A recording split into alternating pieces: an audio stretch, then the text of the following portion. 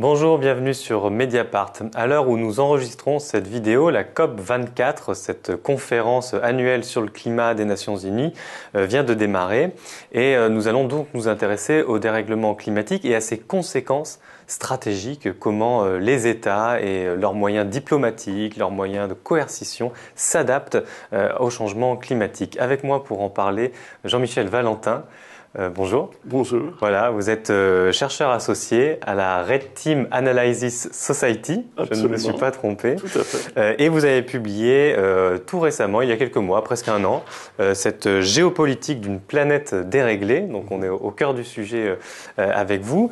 Et la première question que je voulais vous poser, en démarrant votre livre, il se trouve qu'on était en train de vivre, c'était au mois de novembre, là, il y a quelques semaines, les incendies les plus destructeurs, les plus meurtriers de l'histoire, dit-on, en Californie, aux États-Unis. Et précisément, dans les premiers chapitres du livre, vous traitez des États-Unis en disant qu'ils connaissent une vulnérabilité nouvelle, et vous parlez même d'une vulnérabilité spécifique des États-Unis. Est-ce que vous pouvez préciser pourquoi ? Oui, très volontiers. Si on rebondit sur l'exemple que vous venez de donner, ces méga incendies tels que les pompiers de Californie les ont qualifiés, ces méga incendies, en fait, ils sont le résultat de la conjonction entre l'effet de la multiplication de sécheresses à répétition de plus en plus intenses, qui sont des signaux quand même de plus en plus importants qu'il y a un dérèglement climatique, d'une part, mais d'autre part, ces forêts qui brûlent en plein mois de novembre, elles brûlent aussi parce qu'il y a de nombreux arbres morts.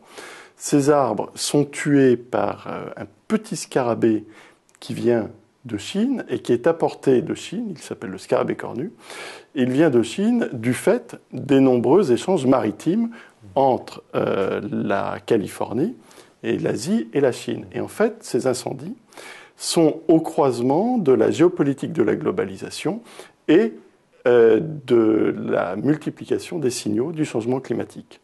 Donc effectivement, ces incendies, ils sont tout sauf naturels. D'accord.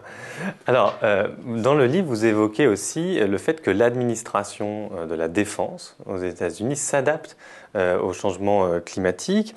Quelle est la vision du futur qui guide aujourd'hui les responsables américains? Je dis ça, c'est important parce que vous signalez que Donald Trump a beau avoir des paroles climato-sceptiques, comme on dit. Bon, les responsables militaires, eux, ils n'ont pas du tout la même opinion et ils cherchent à préparer leurs troupes et leur matériel au fameux changement climatique nié par leur président. Oui, il y a là une situation politique qui est quand même, vous avez raison de le préciser, tout à fait particulière. Si vous prenez, par exemple, les auditions au Sénat du général James Mattis, lorsqu'il était auditionné en mars 2017 pour être validé en tant que secrétaire à la défense des États-Unis, lorsque des sénateurs lui ont demandé « Mais général, qu'est-ce que vous pensez du changement climatique ?» Il a répondu pendant plusieurs minutes d'affilée « Mais le changement climatique, nous les militaires américains, nous le connaissons très bien, nous savons ce que c'est, nous nous y préparons depuis longtemps, nous savons que ça a des effets stratégiques, opérationnels, tactiques, nous l'intégrons à notre préparation militaire. » Et en fait, le département de la défense américain fait de la prospective sur le changement climatique depuis le début des années 2000 et intègre vraiment cette dimension du changement climatique à sa préparation militaire, puisque en tant que militaires, ce sont des gens pragmatiques et qui tentent d'anticiper les théâtres d'opération dans lesquels ils risquent d'être amenés à intervenir. D'accord. Et vous parlez de l'influence de ces faucons verts, donc des responsables qui ont pris cette conscience du dérèglement climatique, des moyens de s'y adapter. Est-ce qu'on peut donner des exemples un peu concrets des dispositions qui commencent à être mises en place pour s'adapter à cette nouvelle donne climatique? Bien, en fait, ce que vous évoquez, ce réseau des faucons verts, des Green Hawks, en fait, était un réseau de chercheurs et d'officiers au sein du Pentagone et de l'armée américaine au début des années 2000. Et quand l'armée américaine s'est retrouvée en Irak à partir de 2003, entre 2003 et 2010, eh bien, un certain nombre de bases américaines ont été utilisées à titre expérimental pour développer de nombreux travaux en termes d'efficacité énergétique, de conversion au photovoltaïque et d'autres démarches de développement durable, de façon à réduire les besoins et les dépendances de ces bases en ressources, exactement, ce qui permettait de diminuer le nombre de convois apportant ces ressources, et partant de là, ce qui permettait aussi de diminuer la vulnérabilité des convois aux différentes guérillas actives sur le sol irakien. Ouais. Et en 2010, quand l'armée américaine est rentrée aux États-Unis, elle est rentrée avec ce capital d'expérience, ce qui fait que l'armée américaine, depuis 2010, développe d'énormes contrats pour faire du photovoltaïque, du développement durable, etc. D'accord. Ça c'est sur les ressources. Est-ce qu'au niveau des armements ou des équipements, il y a aussi des changements? Il y a effectivement des expérimentations énormes qui sont menées par exemple par l'US Navy, qui a dédié tout un groupe de combat avec un porte-avions et tous les navires qui le protègent, pour expérimenter sur l'efficacité énergétique, les nouvelles générations de biocarburants, au point d'ailleurs d'avoir passé de très importants contrats avec l'association américaine des agriculteurs pour s'assurer d'un flot de biofuel. D'ailleurs, c'est le sous-titre, le choc de l'Anthropocène, et le nom de la collection au seuil de votre ouvrage s'appelle l'Anthropocène. L'Anthropocène, pour ceux qui nous écoutent, c'est cette idée que l'humanité devient à elle seule, comme espèce, un facteur de changement géologique, ce qui ne s'est jamais vu. Alors le thème est contesté, certains préfère parler de capitalocène pour mettre en cause le capitalisme davantage que l'humanité. Mais restons sur ce terme-là d'anthropocène, c'est celui que vous utilisez dans le livre. Vous écrivez « Il est indissociable tant de l'industrie que de la guerre ». Alors de l'industrie, on comprend assez vite pourquoi. Pourquoi de la guerre tout de suite ? Eh bien, parce que l'industrie et la guerre sont parfaitement indissociables, dans la mesure où, au cours du XXe siècle, la période 1914-1945, a été une période de guerre entre des armées qui étaient elles-mêmes des prolongements des systèmes industriels. Par ailleurs, quand vous évoquiez l'Anthropocène, effectivement, c'est un concept issu de la géophysique. C'est une hypothèse. C'est une hypothèse qui commence à être vérifiée par de nombreux laboratoires de recherche. Mais je pense qu'il faut lever un malentendu sur cette notion. C'est-à-dire que la notion d'Anthropocène n'implique pas que l'humanité soit devenue maîtresse de la planète, c'est pas ça du tout. Ça veut dire que, au contraire, l'humanité modifie les conditions géophysiques et biologiques de la planète, et donc que notre planète devient inadaptée, à moins que ce ne soit les sociétés humaines, et devient inadaptée au développement humain. D'accord. Et dans le débat sur l'Anthropocène, il y a toutes des discussions sur à partir de quand on le date. Est-ce que vous achetez l'idée qu'on pourrait le dater à partir, comme certains disent, de 1945, c'est-à-dire l'explosion de la première bombe nucléaire? Je dis ça parce que voilà, vous faites référence à la guerre, donc on peut dire que ce soit au moins à titre symbolique, mais aussi par les traces que ça laisse dans l'atmosphère, puis après dans les sédiments. Est-ce qu'on peut dire que la première bombe à Hiroshima, est-ce que quelque part c'est le début symbolique de l'Anthropocène? Ben là, en rebouclant justement avec votre question sur le lien entre industrie et guerre, ce qu'un certain nombre de géologues mettent en évidence, c'est que la période allant de 1945 en fait à nos jours est la période marquée par la multiplication des essais nucléaires.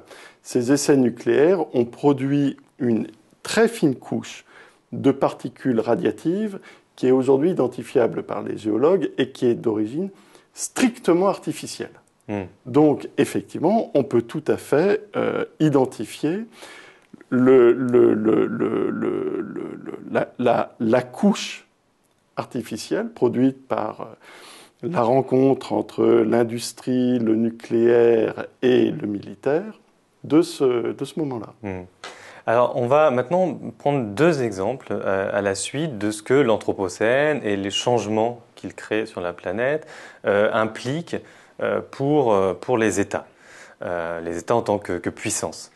Le premier exemple qu'on va prendre, c'est l'exemple de l'Arctique. Vous parlez d'une crise qui est géophysique et géopolitique de l'Arctique, puisque les glaces fondent, et vous dites cette fonte des glaces va altérer la répartition internationale de la puissance. Est-ce que vous pouvez nous dire pourquoi, et surtout qui risquent d'être les gagnants, les perdants de cette fonte des glaces en Arctique et des nouvelles routes maritimes qui s'ouvrent par conséquent?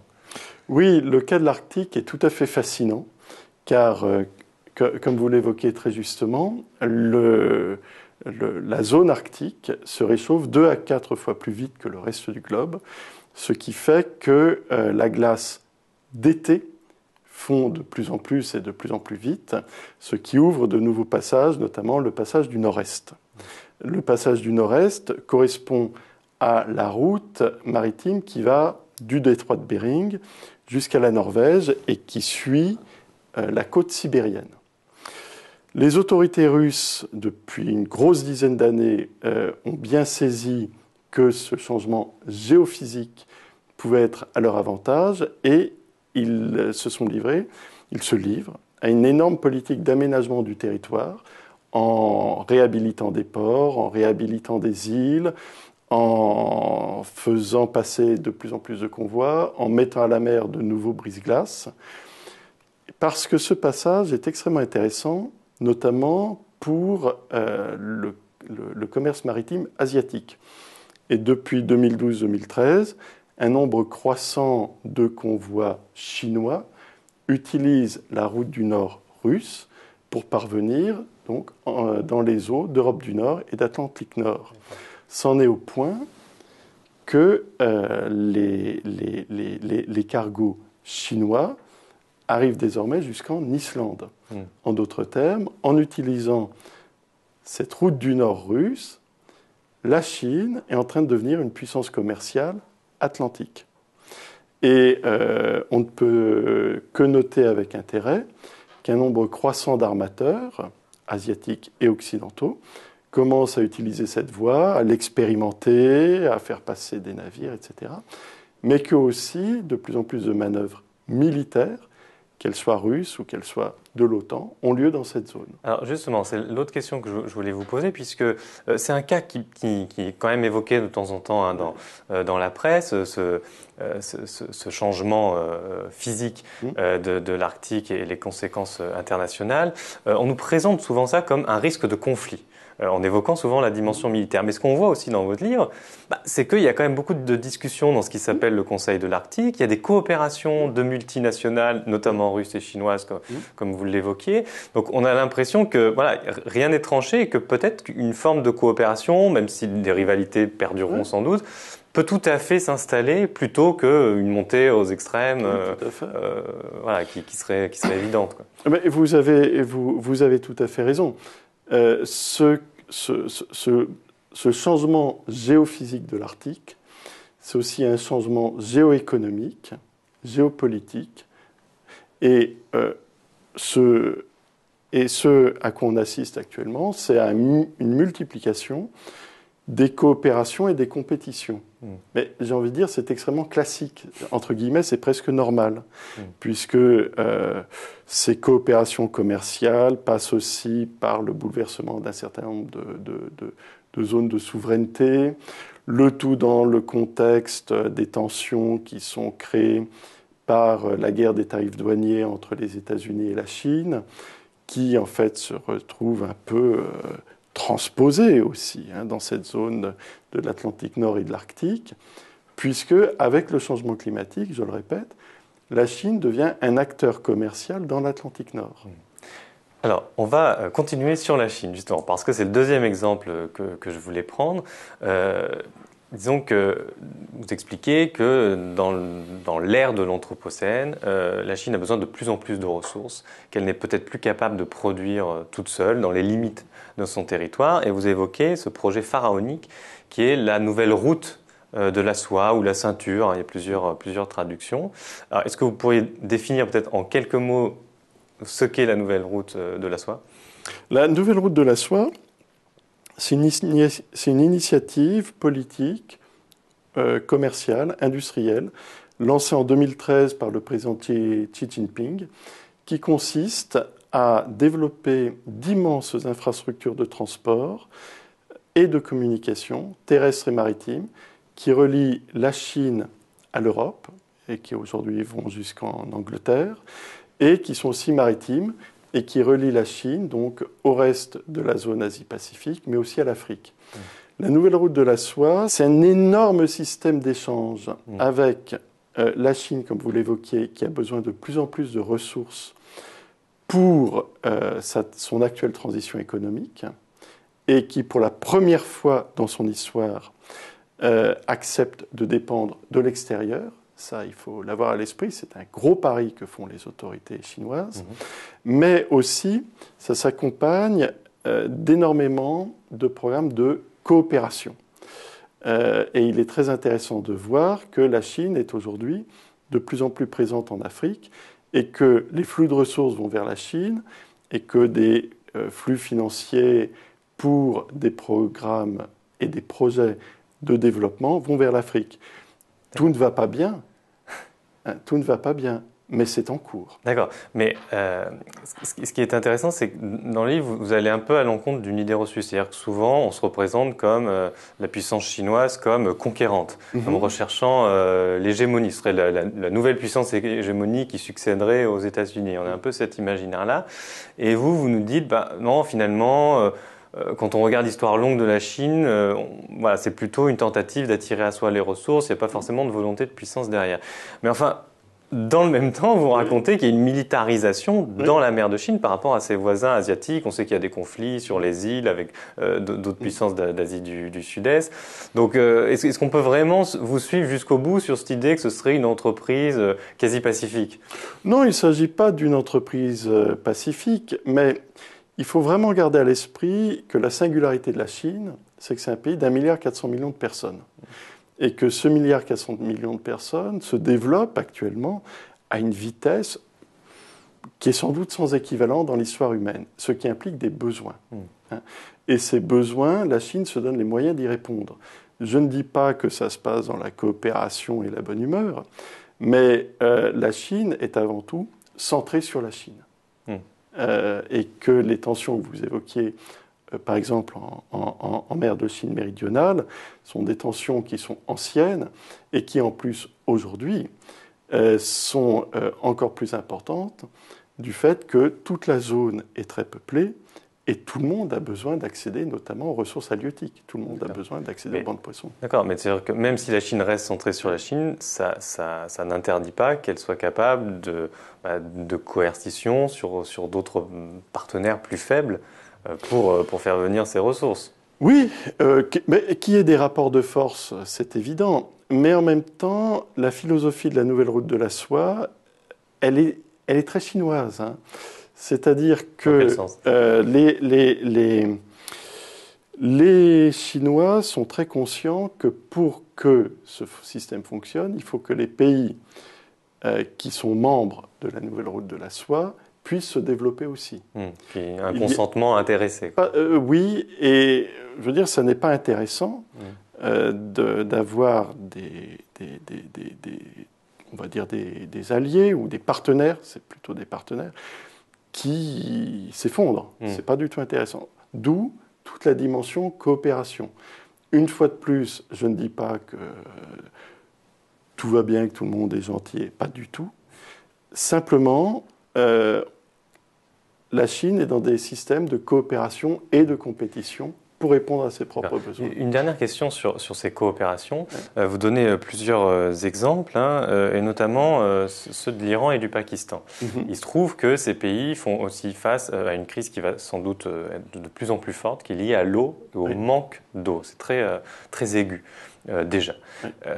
En quoi le partenariat avec la Chine va les aider à répondre à ça? Puisque en plus de ça, tous les exemples que vous donnez, finalement, peuvent contribuer au réchauffement climatique et donc à l'aggravation de ce problème. Qu'est-ce que la Chine vraiment apporte comme solution à cette crise de l'eau? Alors la question, c'est pas tellement d'apporter des solutions, et vous avez raison. L'Iran, le Pakistan et un certain nombre d'autres pays se retrouvent face à une crise de l'eau qui est tout à fait dramatique, et du fait de la surexploitation des ressources en eau, et du fait des effets de plus en plus importants du changement climatique. Ce qui fait que, si on prend le cas du Pakistan, le Pakistan est en compétition permanente avec l'Inde, notamment pour le partage de l'eau venant des glaciers himalayens. Et cette tension permanente entre les deux pays permet à la Chine de se proposer comme arbitre, évidemment comme arbitre intéressé, mais en même temps comme arbitre ayant des besoins. Et là aussi, je pense qu'il serait vraiment important de regarder toutes ces situations, non pas sous l'angle de qui a raison, qui a tort, mais de l'extraordinaire complexité des besoins qui s'exercent et qui se croisent. D'accord. Ce qui fait que tout le monde est tendu, mais en même temps, tout le monde a besoin de coopérer. Alors, ça m'amène à la question conclusive, mais qui est très large, qui est les deux scénarios que vous évoquez à la fin, bon, qui sont des scénarios extrêmes, si j'ose dire. Le premier, qui est quand même la guerre de tous contre tous, qui fait écho aussi à beaucoup de dystopies qu'on a vues au cinéma, dans plein d'exemples. Et vous donnez beaucoup de raisons pour lesquels ça pourrait aller vers cela, à cause du manque de ressources, de l'effondrement des États et ainsi de suite. Et puis vous évoquez un autre scénario, justement, où c'est la coopération qui prime. Mais là où c'est un peu plus interrogatif, c'est que vous faites une sorte de pari sur le génie humain. Bon, je caricature un petit peu, mais je dis ça parce qu'on a du mal à voir sur quels acteurs vous comptez le plus. Est-ce que ce sont les États, donc les diplomaties? Est-ce que ce sont les entreprises? Est-ce que ce sont les mobilisations citoyennes? Alors, on imagine bien qu'il y aura un peu de tout cela, mais quel est l'acteur clé, quoi? J'ai l'impression, à vous lire, qu'à chaque fois, c'est quand même les États qui, in fine, réussissent à entraîner tout le monde. En fait, le changement climatique et même la situation créée par l'Anthropocène crée une situation de menace d'une ampleur sans doute historique. Or, l'intérêt, entre guillemets, des menaces de très grande ampleur, c'est qu'elles permettent aussi de déclencher des mobilisations politiques de très grande ampleur. Par ailleurs, le changement climatique fait peser, on vient de l'évoquer, d'assez nombreux risques de violence. Et les États, ce sont les instances qui sont en charge de la maîtrise de la violence. Donc, la maîtrise de la violence climatique et des violences sociales que le climat peut engendrer, à un moment donné, ça revient aux États. Mais attention, ça ne va pas être que les États, comme vous l'évoquez, ça va être tout le monde, ça va être les entreprises, ça va être les citoyens, ça va être les sociétés qui vont se mobiliser pour traverser au mieux le XXIe siècle. Parce que l'alternative que nous évoquions, celle d'une guerre généralisée de tous contre tous, j'ai envie de dire qu'elle est fondamentalement inacceptable. Et qu'en plus, on a d'autres exemples de mobilisation internationale face à des menaces communes. Que ce soit la crise de la couche d'ozone dans les années 80, que ce soit le fait de repousser les nazis dans les années 40, il y a des moments où, j'ai envie de dire, la communauté humaine est capable de se fédérer face à une menace commune. Mais si je vous relance juste sur cette idée, là où ça semble compliqué, c'est qu'on peut dire, après tout, il peut y avoir des puissances étatiques, économiques, même certains groupes sociaux qui ont conscience du problème, qui coopèrent, etc. Mais qui peuvent tout à fait le faire au détriment vraiment des plus faibles et des plus vulnérables. Il n'y a rien qui interdit ça, en fait. Mais là, j'ai envie de dire qu'il y a, dans votre question, il y a deux problèmes qui se chevauchent. D'une part, le fait de résoudre les conflits propres aux sociétés humaines. C'est peut-être pas pour tout de suite. Mais il y a aussi, et c'est sur un autre plan, la capacité des sociétés contemporaines à se fédérer aujourd'hui face à une menace commune. L'un n'exclut pas l'autre. L'un n'exclut pas l'autre. Et comme le font déjà remarquer un certain nombre de chercheurs et de personnes engagées, si on ne résout pas la menace climatique, aucune autre question ne sera tellement importante à la fin du XXIe siècle. C'est pour ça que cette question du changement climatique, il est très intéressant de voir que, par exemple, à la sortie du G20 il y a 3 jours, il y a la question du changement climatique est explicitement présente dans le communiqué du G20. Et derrière, ça veut dire qu'il y a aussi des États et des acteurs économiques et des acteurs sociaux qui prennent conscience des enjeux et qui commencent à agir. Je vous remercie, Jean-Michel Valentin, pour cet entretien. Je rappelle le titre de votre ouvrage, Géopolitique d'une planète déréglée. Merci de nous avoir suivis et puis vous pouvez regarder sur notre site, sur notre chaîne YouTube, les autres vidéos de la collection Un monde à vif.